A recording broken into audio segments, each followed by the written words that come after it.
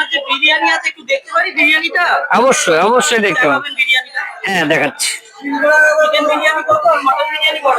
Chicken biryani আছে না শুধু মটন বিরিয়ানি? না না, শুধু চিকেন বিরিয়ানি। রাস্তার উপর দাঁড়াই তো, হ্যাঁ। এখানে তো দুটো হাঁড়ি বসাতে পারবো না, এই জন্য এই যে চিকেন বিরিয়ানি আছে, লেগ পিস আছে, এরম সাইজের পিস হয় 120 গ্রামের পিস, একটা আলু, একটা চিকেন আর রাইস। আর সাথে ডিম? আচ্ছা না, ডিম নিলে 90 টাকা, ডিম না নিলে ডিমটা 80 টাকা। আলাদা।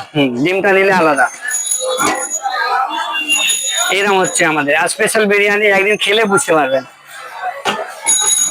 আচ্ছা